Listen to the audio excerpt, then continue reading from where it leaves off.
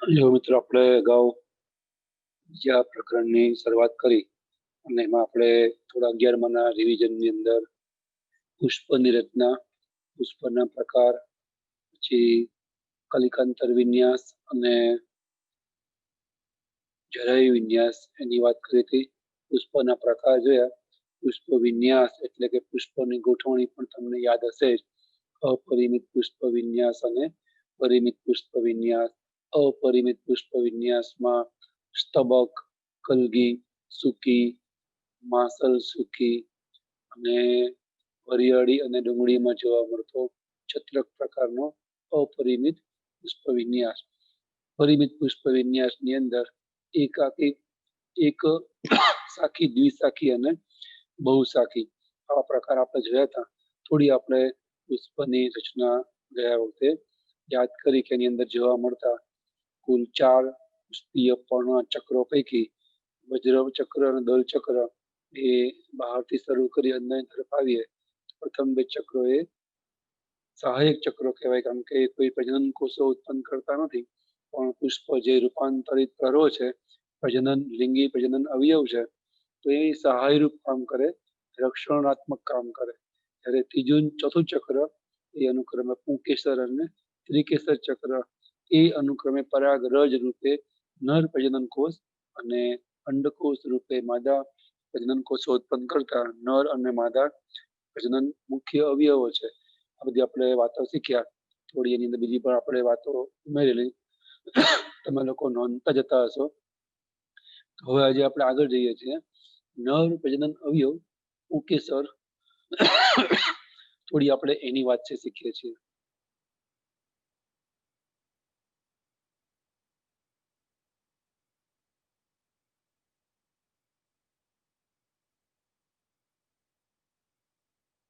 નર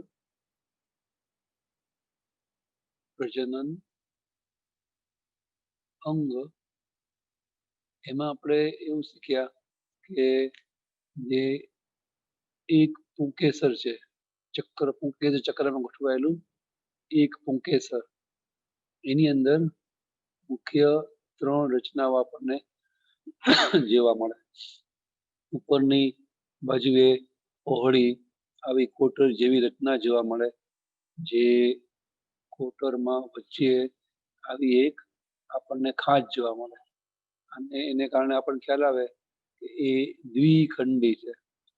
તો એ જે છે એને કહેવાય પરાગાશય. તો આપણે કાલે જોયું હતું, આપણે એની આગળ જવું છે, એને ખાલી આપણે યાદ કરીએ છીએ. પરાગાશય. અને એની નીચે થોડો પહોળો ભાગ આપણને જોવા મળે, જે એની નીચે રહેલા એકદમ પાતળા તંતુમય ભાગને જોડતો ભાગ છે. તો એ પહોળા ભાગને કહેવાય યોજી.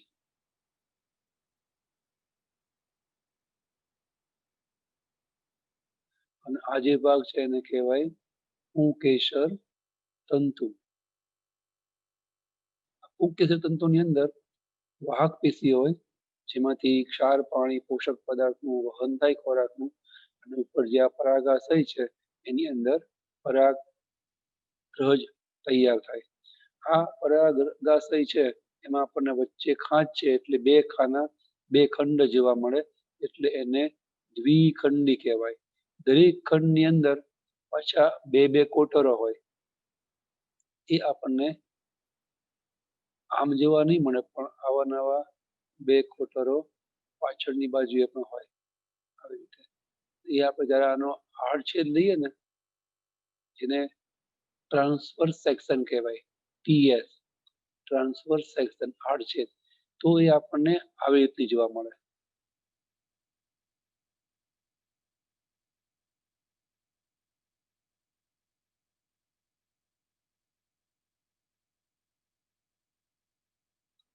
આવી રીતે આપણને જોવા મળશે. એની અંદર આવા 4 ઊભા કોટર એટલે કે પોલાણ છે આપણને જોવા મળશે.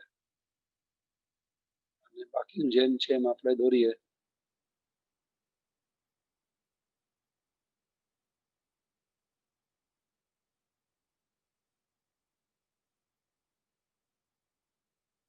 जो तमने थोड़ा आइडिया आवशे आ वस्तु जो कि आपણા ચેપ્ટરના રેગ્યુલર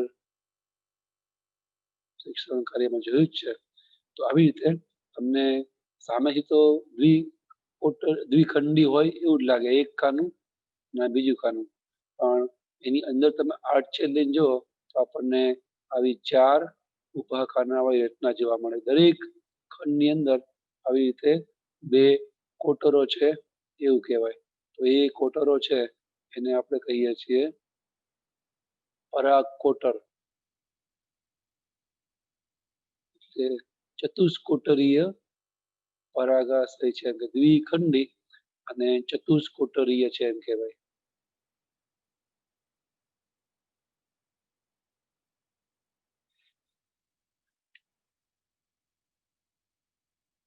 અને એની વચ્ચોવચ્ચ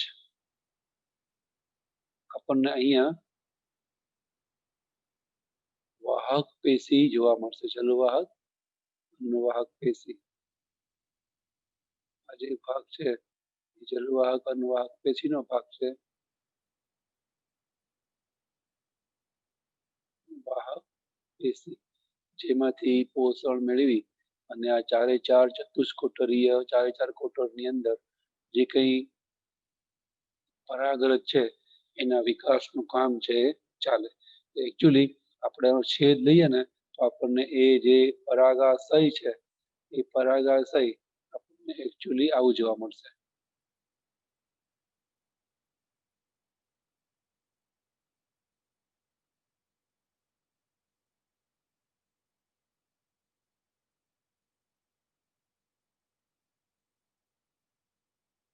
એની અંદર આવી રીતે 4 કોટરો. આની જે દિવાલ છે એ 4 સ્તરની બનેલી દિવાલો. આપણે હવે પરાગાશયની છેદ લીધા પછી અંતસ્તર રચનાની પેશીય રચનાની વાત શીખીએ છીએ. તો સૌથી જે બહારનું આવરણ છે આ રહ્યું એ સૌથી બહારનું આવરણ, એને આપણે સૌથી બહારનું છે એટલે કહીએ છીએ અધિસ્તર. એ આપણે 11મા ધોરણમાં 7મા પાઠમાં શીખ્યા હોઈએ કે સૌથી બહારના આવરણને અધિસ્તર મૂળાધિસ્તર કહેવાય, જે એક જ સ્તરનું બનેલું હોય અને એ સૌથી બહારનું છે એટલે રક્ષણાત્મક કામ કરે. એના પછી એની અંદર બીજું જે આવરણ છે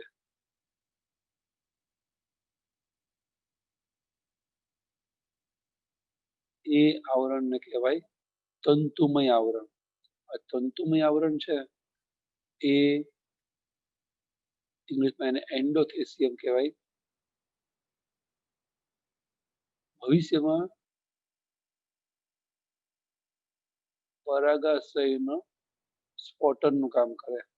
એની અંદર કાં તો છિદ્રો પડે અને કાં તો ઊભી ચિરાડો બને, તો જ તે જે આની અંદર પરાગ રજ તૈયાર થાય એ પરાગ રજ પવન કે પતંગિયાઓ દ્વારા બહાર પરાગ નયન પામે એટલે કે વિકિરણ પામે એટલે કે વિસ્તરણ પામે એટલે કે ફેલાય.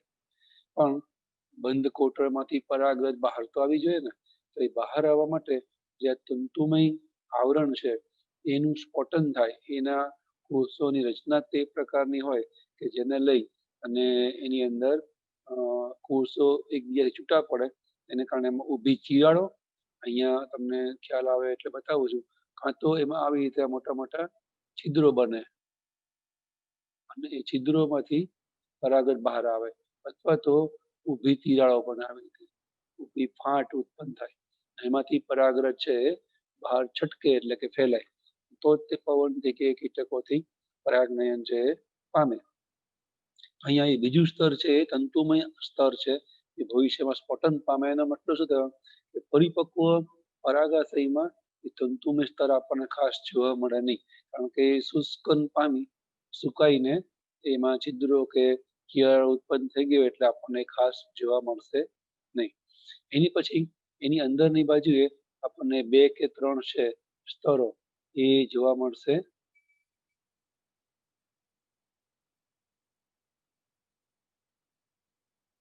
2 કે 3 સ્તરો જે હું અહીં દોરી રહ્યો છું એ સ્તરોને કહેવાય મધ્ય સ્તર. મધ્ય સ્તરનું મુખ્ય કામ છે પોષક પદાર્થનો સંગ્રહ કરવાનો. એની અંદર પોષક પદાર્થો સંગ્રહ પામે. એનો મતલબ થયો કે જેવું પરાગાશયમાં પરાગરજ પરિપક્વ થઈ જાય, તૈયાર થઈ જાય, તો એ આ પોષક સ્તરના પોષક પદાર્થ કે પોષક દ્રવ્યના ઉપયોગથી તૈયાર થાય. એ તૈયાર થઈ જાય એટલે પછી એમાં પોષક દ્રવ્ય નહીં હોય, એટલે પરિપક્વ પરાગાશયમાં પછી ખાસ મધ્ય સ્તર પણ આપણને જોવા મળે નહીં. અને સૌથી અંદરનું જે સ્તર છે એ સૌથી અંદરનું સ્તર હું તમને બ્લેક કલર બતાવું છું.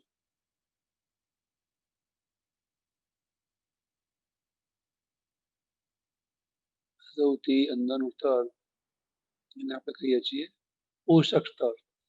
પોષક સ્તરનું નામ જ છે પોલાળની અંદર વિકાસ પામતી પરાગરજને પોષણ આપે, વિકાસશીલ પરાગરજને પોષણ આપે.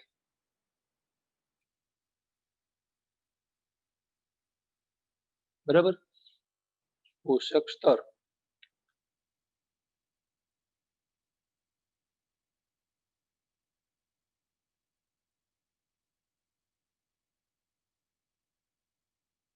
એ પોષક સ્તર એ જે આ મધ્ય સ્તરો છે એમાંથી શોષી અને પોષણ અહીંયા અંદરની બાજુએ કે પરાગરજ તૈયાર થઈ રહી છે એ વિકસતી કે વિકાસમાન પરાગરજને પોષણ પૂરું પાડે. તો એનો મતલબ એવો થયો કે એક વખત પરાગ કોટરની અંદર અંદરના પોલાળની અંદર પરાગરજ તૈયાર થઈ જાય પછી પોષક સ્તર પણ ના હોય અને મધ્ય સ્તર પણ ના હોય. તો આવી રીતે શરૂઆતમાં ચતુષ્કોટરીય એવી આ લઘુ બીજાણુ ધાની એ પછીથી પરિપક્વ થઈ જાય ને એટલે એની અંદર હવે એ પરિપક્વ અવસ્થાએ આપણને દ્વિકોટરીય જોવા મળશે. એની અંદર પછી આ કોટર સામ સામેના છે ને એકબીજામાં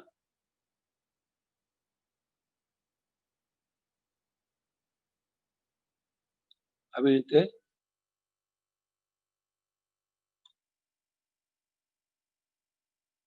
જોડાઈ જાય.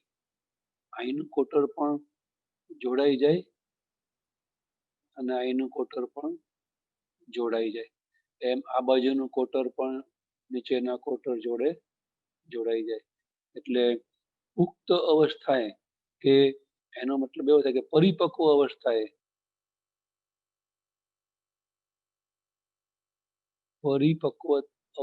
કે પરિપક્વતાએ આ પરાગાશય છે એ ચતુષ્કોટરીય નહીં પણ દ્વિકોટરીય થઈ જાય.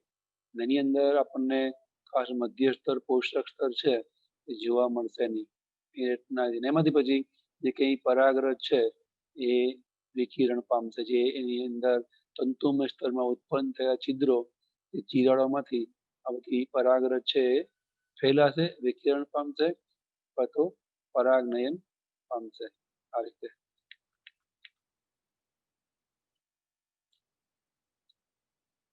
પણ શરૂઆતમાં અહીંયા જે આ પરાગ કોટર બતાવ્યું છે એ પરાગ કોટરમાં જે આ પેશી છે એ પરાગ કોટરની પેશીને આપણે કહીએ છીએ બીજાણુજનક પેશી. કે ભવિષ્યમાં એમાંથી પરાગરજ જે નળની આંખે દેખાય નહીં એવા સૂક્ષ્મ છે એટલે આપણે એને કહીએ છીએ લઘુ બીજાણુ. અને એ દ્રષ્ટિકોણથી આ પરાગ કોટરને લઘુ બીજાણુ ધાની પણ કહેવાય. તો એની અંદર જે લઘુ બીજાણુ ધાની છે જેને આપણે ત્યાં અગાઉ નામ આપ્યું છે લઘુ બીજાણુ ધાનીને પરાગ કોટર.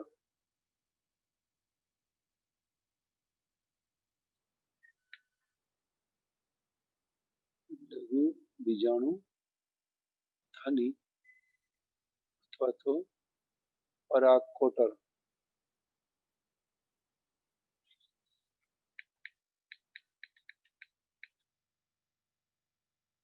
લઘુ બીજાણુ ધાની જેને આપણે કહીએ છીએ પરાગ કોટર.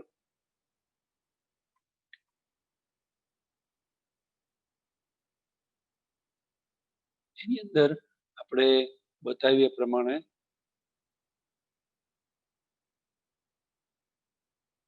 બીજાણુજનક પેશી આપણને જોવા મળે. શરૂઆતમાં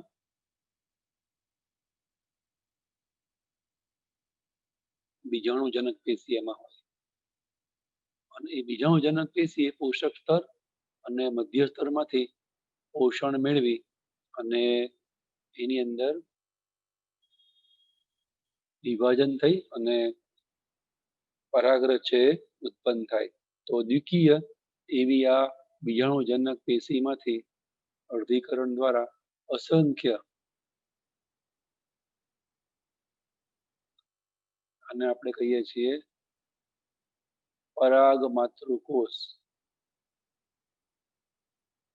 પરાગ બીજાણુજનક પેશીના શરૂઆતમાં એને આપણે પરાગ માતૃકોષ નહીં કહીએ, બીજાણુજનક પેશીના કોષોને આપણે પહેલા કહીએ છીએ આદિ લઘુ બીજાણુ કોષો. આદિ બીજાણુજનક કોષ, બીજાણુ ઉત્પન્ન કરનાર, જનક એટલે ઉત્પન્ન કરનાર બીજાણુજનક કોષો. અને એની અંદર પહેલા સમસૂત્રી ભાજન થાય અને પરાગ કોટર કે લઘુ બીજાણુ ધાનીની અંદર જે દ્વિકીય હોય બીજાણુજનક પેશીના કોષો દ્વિકીય, જેના કોષોને કહેવાય આદિ બીજાણુજનક કોષ, એમાં શરૂઆતમાં સમભાજન થાય અને સમભાજનથી અસંખ્ય કોષો ઉત્પન્ન થાય. એ કોષોને આપણે કહીએ છીએ, આપણે હમણાં કીધું એમ, પરાગ માતૃકોષો. એ પરાગ માતૃકોષો છે એને આપણે ઇંગ્લિશમાં કહીએ છીએ પોલન મધર સેલ. પરાગ માતૃકોષ એને ટૂંકમાં કહેવાય પોલન મધર સેલ, PMC. આખું નામ આપણે એનું આપીશું પોલન એટલે પરાગ, પરાગરજ, માતૃ એટલે મધર, પોલન મધર કોષ એટલે સેલ, એને PMC તરીકે આપણે ઓળખીએ છીએ. સમભાજનથી ઉત્પન્ન થાય એટલે પરાગ માતૃકોષ પણ હજુ રંગસૂત્રની દ્રષ્ટિએ દ્વિકીય જ હોય. હવે એની અંદર અર્ધીકરણ થાય. આપણને ખ્યાલ છે અર્ધીકરણને અંતે એક કોષમાંથી કુલ 4 કોષો ઉત્પન્ન થાય. શરૂઆતમાં ઉત્પન્ન થયેલા ચારેય કોષો એકબીજાની જોડે જોડાયેલા હોય. આ રીતે અર્ધીકરણથી ઉત્પન્ન થયેલા એ ચાર કોષો પરસ્પર જોડાયેલા હોય. એમાં આપણને એક સમતલમાં 3 કોષો દેખાય, બાકીના 3 બીજી સાઈડ હોય. અથવા ઘણીવાર એક જ સમતલમાં આપણને 4 કોષો પણ આ રીતે જોવા મળે. પાછળથી પણ અને આગળથી પણ આવી રીતે 4 પરાગરજ છે એ આપણને જોવા મળે. આ બધાને કહેવાય પરાગરજ, પણ એ 4 ના સમૂહમાં છે એટલે આપણે એને પરાગરજ ચતુષ્ક તરીકે ઓળખીએ છીએ. તો એ પરાગરજ ચતુષ્ક 4 નો સમૂહ એ અલગ અલગ રીતે ગોઠવણીથી ગોઠવાય. આ જે ગોઠવાય છે એને આપણે કહીએ છીએ સમચતુષ્ફલકીય રચના, અથવા તો આપણે એને કહીએ છીએ ટેટ્રાહેડ્રલ. આ જે પરાગરજ ચતુષ્ક 4 પરાગરજ છે એની ગોઠવણી એને આપણે કહીએ છીએ ટેટ્રાહેડ્રલ પ્રકારની ગોઠવણી. એની સામે આપણને એક જ સમતલમાં 4 પરાગરજ દેખાય એને કહેવાય આઇસોબાયલેટરલ પ્રકારની પરાગરજ ચતુષ્કની ગોઠવણી. આઇસોબાયલેટરલ.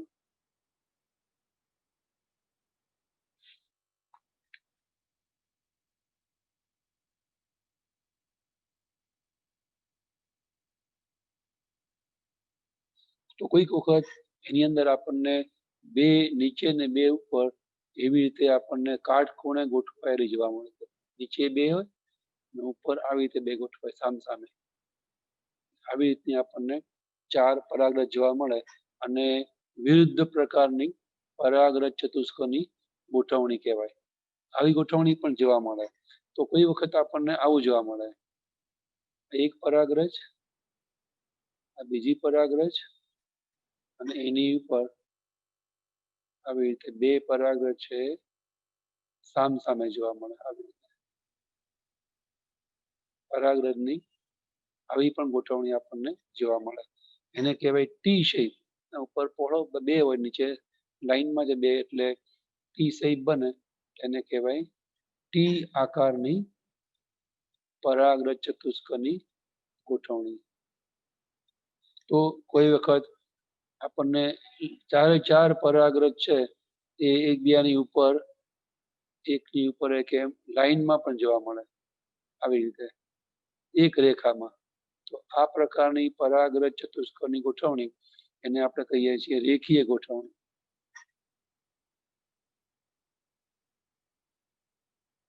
આવી રીતે પરાગરજ ચતુષ્ક છે એ અલગ અલગ રીતે ગોઠવાય. અને શરૂઆતમાં છે ને એ બધી પરાગરજ અર્ધીકરણ ઉત્પન્ન થયેલી એ પરસ્પર જોડાયેલી હોય. જેના વડે જોડાયેલી હોય એ પદાર્થનું નામ છે સેલોજ. અને એ સેલોજ નામનો પદાર્થ છે એ પછીથી સેલેજ નામના ઉત્સેચકથી પચી જાય. પરાગ કોટર પરિપક્વ બને એટલે પછી સેલેજ નામનો ઉત્સેચક, જે પેલા પોષક સ્તર ને મધ્ય સ્તરો છે એમાંથી સ્ત્રાવ પામે, અને એને લઈ અને આ જે પરાગ રજ ચતુષ્ક, બધી ચારે ચાર પરાગ રજ એ પરસ્પર જોડાયેલી હોય એ ધીમે ધીમે સેલોજ નું પાચન થવાથી એ પચે અને પરાગરજ છે પરસ્પર જોડાયેલી હોય છૂટી થઈ જાય અને બધી પરાગરજ છે એ એકબીજાથી અલગ થઈ જાય.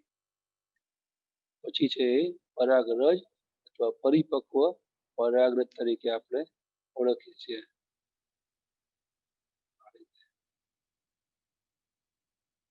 જે હવે રંગસૂત્રની દ્રષ્ટિએ એકકીય હોય. આવી રીતે આ કોટરની અંદર પરાગ રજ તૈયાર થાય, જેને આપણે પરાગરજ ને સૂક્ષ્મ આપણે દર્શક યંત્ર વડે જોઈ શકીએ, નરી આંખે જોઈ શકીએ નહીં. એટલે પરાગરજને લઘુ બીજાણુ તરીકે પણ આપણે ઓળખીએ છીએ, અથવા એને નર પ્રજનન કોષ પણ કહેવાય. એટલે તે આ પરાગ કોટરને લઘુ બીજાણુ ધાની પણ કહેવાય. એમાં પરાગરજ એટલે કે લઘુ બીજાણુ એકકીય પરાગરજ આપણને જોવા મળે. હવે એ જે પરાગરજ છે એ પરાગરજની રચના કેવી હોય એની આપણે વાત શીખીએ તો પરાગરજ છે ને એ એકચ્યુઅલી પ્રજનન કોષ છે. એટલે એની અંદર સામાન્ય વનસ્પતિના કોષો કરતા થોડી રચના અલગ પ્રકારની હોય, અથવા હોવી જ જોઈએ, અને હોય છે. તો પરાગરજ છે એની રચના આપણને બે રીતે સામાન્ય વનસ્પતિના મૂળ પ્રકાંડપર્ણના વનસ્પતિ કોષો કરતા જુદી જોવા મળે. સૌથી પહેલું તો એ કે એની ફરતે બે કોષ દિવાલ હોય. સામાન્ય રીતે જે દૈહિક કોષો હોય મૂળ પ્રકાંડપર્ણ, એની ફરતે એક કોષ દીઠ એક જ કોષ દિવાલ હોય. એના બદલે આ જે પરાગરજ છે એ નર પ્રજનન કોષ છે, એટલે એની ફરતે બે કોષ દિવાલ હોય. એટલું જ નહીં, સામાન્ય દૈહિક કોષોમાં એક કોષ દીઠ એક જ કોષ કેન્દ્ર હોય. અહીંયા આપણને બે કોષ કેન્દ્ર છે એ જોવા મળશે. બાહ્ય દ્રષ્ટિએ તમે જુઓ તો તમને પરાગરજ માઇક્રોસ્કોપની અંદર એ આવી જોવા મળશે. એની ઉપર તમને અસંખ્ય છિદ્રો હોય એવું જોવા મળશે. એકચ્યુઅલી છિદ્ર નથી, જો છિદ્રો હોય, કાણા હોય તો એમાંથી કોષ બહાર આવે અને કોષ નાશ પામે. એકચ્યુઅલી એ છિદ્રો અવાહ્ય છિદ્રો છે, પણ એ બાહ્ય રચના છિદ્રો આપણને જોવા મળે. અને આવી કંટકિત રચના આપણને જોવા મળે. ચારે બાજુએ આવી રીતે કાંટા ઉત્પન્ન થયા હોય એવું આપણને જોવા મળશે.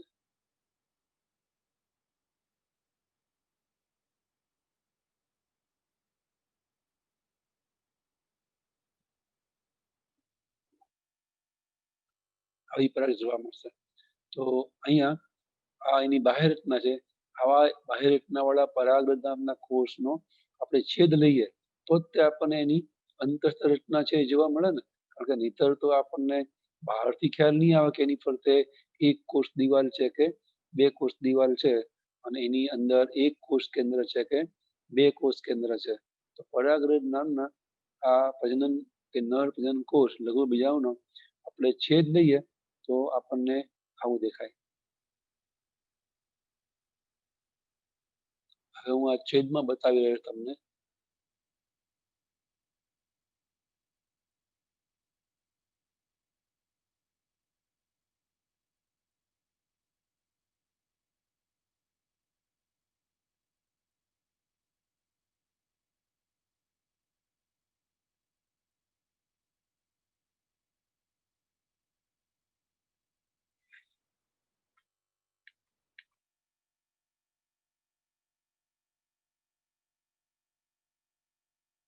આવી રીતના જોવા મળે.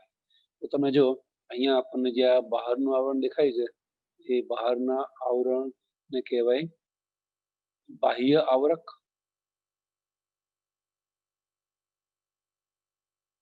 અથવા તો ઇંગ્લિશમાં આપણે એને કહીએ છીએ ટેસ્ટા. એકચ્યુઅલી બીજની ફરતે આવરણ માટે શબ્દ વપરાય છે. અહીંયા આપણે વાપરી શકીએ બાહ્ય આવરકને આપણે કહીએ છીએ ટેસ્ટા. અને જે અંદરની દિવાલ છે ટેસ્ટા, અંદરની દિવાલ છે એ દિવાલ અંદરની એને આપણે કહીએ છીએ અંતઃ આવરક. અને અંતઃ આવરક છે એને આપણે ઇંગ્લિશમાં કહીએ છીએ ટેગમેન. અંતઃ આવરક ઇંગ્લિશમાં ટેગમેન.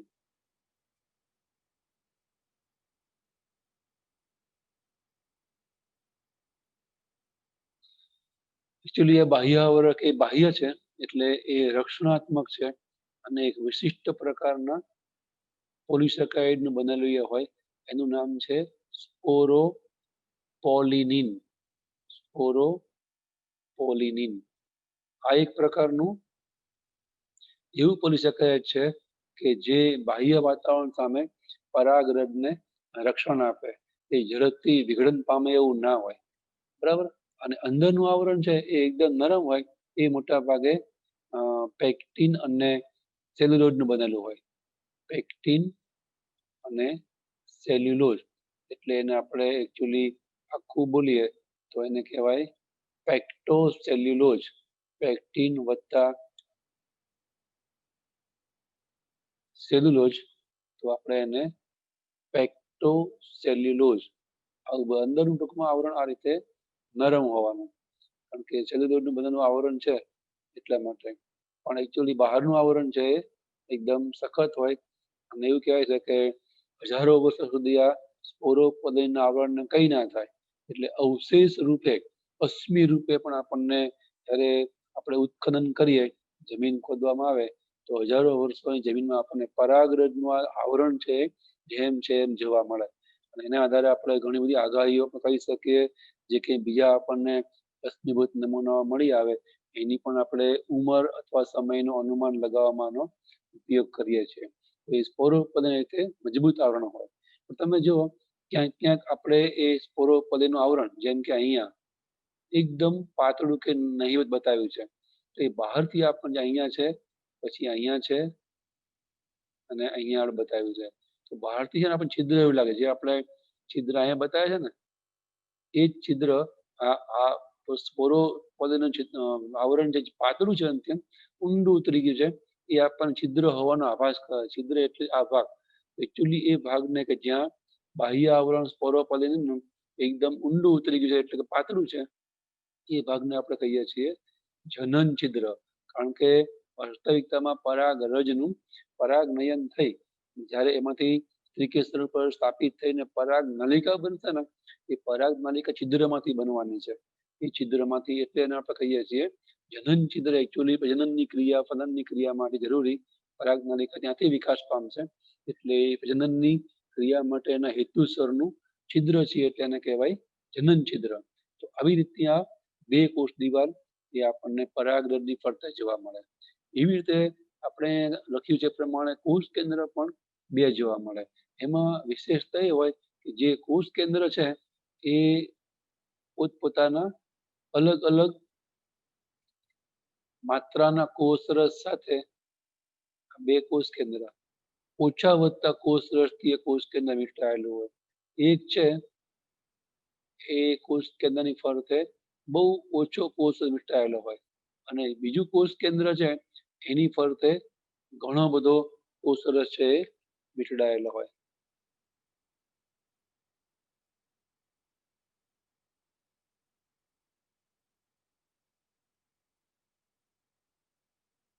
જેના કારણે આપણને બે નાના મોટા કોષ હોય એવું લાગે. અલબત્ત એ બેયની કોષ દિવાલ કોમન છે, પણ કોષરસને કોષ કેન્દ્ર સહિતના કોષને આપણે પ્રકોષ કેન્દ્ર કહીએ છીએ. કે પ્રકોષ કેન્દ્ર એટલે અહીંયા આપણે કોષ જ ગણીએ, તો જે નાના અથવા ઓછા કોષ રસ વાળો કોષ છે એને આપણે કહીએ છીએ જનન કોષ. એકચ્યુઅલી જનનની ક્રિયા છે એ કરશે. અને જે આ મોટા કે વધારે કોષ રસ વીંટળાયેલું કોષ કેન્દ્ર વાળો કોષ છે એને આપણે કહીએ છીએ નાલ કોષ. નાલ કોષ છે એનું એક બીજું પણ નામ છે. નાલ કોષને અધરવાઇઝ વાનસ્પતિક કોષ પણ કહેવાય છે. નાલ કોષ અથવા તો વાનસ્પતિક કોષ. એનું નામ એવું એટલા માટે પાડ્યું છે કે ભવિષ્યમાં પરાગરજમાંથી પરાગ નલિકાનો વિકાસ થાય તો એ પરાગ નલિકા એ આ વાનસ્પતિક કોષ એટલે કે નાલ કોષમાંથી બનવાની છે, ઉપર જનન કોષમાંથી નહીં. એટલે ભવિષ્યમાં પરાગ નલિકા ઉત્પન્ન કરે એટલે આપણે એને કહીએ છીએ નાલ કોષ. બરાબર. તો આવી દ્વિકોષીય અવસ્થાએ પરાગરજની અંદર આપણને બે કોષ જોવા મળે છે. એક જનન કોષ કે જે અંડકોષનું ફલન કરશે તેને જનન કોષ કહેવાય, અને બીજો પરાગ નળી ઉત્પન્ન કરવા માટે નાલ કોષ. એવી દ્વિકોષીય અવસ્થાએ આ પરાગરજ છે એ પરાગ કોટરમાંથી કે પરાગ કોટરને આપણે લઘુ બીજાણુ ધાની પણ કહીએ છીએ, એમાંથી પરાગ નયન દ્વારા મુક્ત થાય. કોઈક વનસ્પતિમાં ઉલટું હોય, એમાં ત્રિકોષીય અવસ્થાએ પણ પરાગરજ વિકાસ પામે. એની અંદર આ જે જનન કોષ છે એ એક વખત સમભાજન પામી એકમાંથી બે કોષમાં ફેરવાય એટલે ત્રિકોષીય અવસ્થાએ. અને સામાન્ય રીતે મોટાભાગની વનસ્પતિમાં આવી રીતે દ્વિકોષીય અવસ્થાએ જેમાં એક નાલ કોષ ને એક જનન કોષ હોય, પરાગાશયમાંથી કે પરાગ કોટરમાંથી એ વિકિરણ પામે છે. તો આવી આ રચના છે આપણને પરાગરજની જોવા મળે. પરાગરજ છે એના ઘણા બધા હેતુ છે. એ તો પરાગ નયનનો મુખ્ય હેતુ તો છે, એ સિવાય પણ એના ઘણા બધા હેતુ કે ઉપયોગો હોય છે. એ વાત હવે આપણે નેક્સ્ટ ટાઈમ કરીશું. અહીંયા આપણે અટકીએ છીએ. તો પરાગરજ થોડીક વાતો બાકી છે, અને એમાંથી ભવિષ્યમાં કેવી રીતે પરાગ નલિકાનો વિકાસ થાય એને કહેવાય નર જન્યુજનક અવસ્થા. એ વાતો આપણે નેક્સ્ટ ટાઈમ પૂરી કરી પછી આગળ માદા પ્રજનન અંગ અવયવ સ્ત્રીકેસર અને એની લગતી બધી આપણે આ વાતો કરીશું. અહીંયા આપણે અટકે છે. તમે યોગ્ય રીતે બધી બાબતો નોંધી લીધી હશે, જે આપણે રેગ્યુલર લેક્ચરમાં બતાવી ના હોય. અગાઉ મેં તમને કીધું એમ આપણે સહાયક સાહિત્યનો ઉપયોગ કરીને આપણને જરૂરી અને મોસ્ટ ઓફ પૂછાતી હોય એટલી ડિટેલ આપણે થોડી આમાં ટોપિક વાઇઝ એડ કરતા રહીએ છીએ, અને તમારી રીતે નોંધતા રહેજો. બરાબર. નેક્સ્ટ ટાઈમ આપણે આ બધી કીધું પ્રકારના મુદ્દા માટે હવે અહીંયા આપણે અટકીએ છીએ.